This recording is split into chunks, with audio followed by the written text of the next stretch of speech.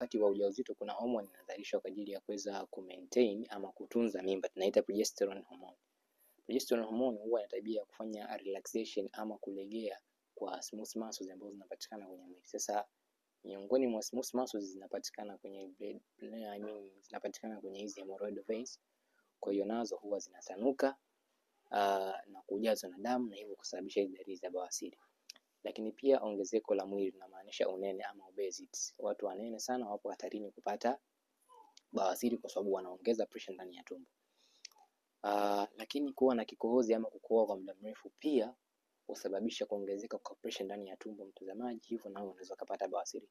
Hivyo ukipata kikohozi, jitahidi kuwahi kwa wataalamu wa afya ili waweze kukusaidia na kikohozi hicho kisiwe cha muda mrefu. Lakini sababu zingine ambazo zinapelekea kupata bawasiri ni kansa kwenye ufereji wa haja kubwa, tunasema carcinoma of the rectum. Ukipata kansa kwenye ufereji wa njia ya haja kubwa, huwa zinaenda kublock hizi vein. Zikiblock hizi vein, na maana damu ambayo ilibaki kwenye hizi vein inabaki pale pale, inakuwa hakuna kubadilishana kwa damu kwenye hizi vein. Vein inatanuka na huweza kupelekea hizi bawasiri. Lakini pia kutokuwa na mzunguko mzuri wa haja ina maana ya kwamba mtu akawa anaharisha kwa muda mrefu au akapata choo kigumu kwa muda mrefu. Zote hizi huwa ni sababu za kupelekea mtu akapata bawasiri.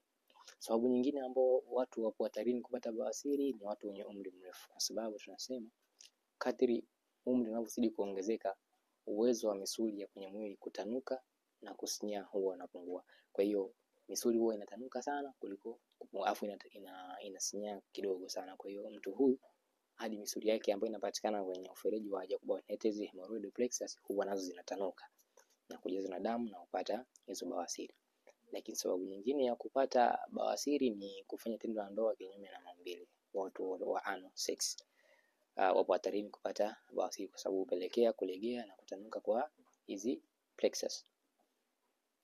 Lakini pia watu wenye hadhi ya maisha ya juu, tunasema wale wenye good socio-economic status, yani level yao ya uchumi iko juu kidogo, kwa sababu hawa wapo wanakaa kwa muda mrefu. Yani mtu anapo chooni anakaa, akiwa ofisini amekaa kwenye kiti, akitoka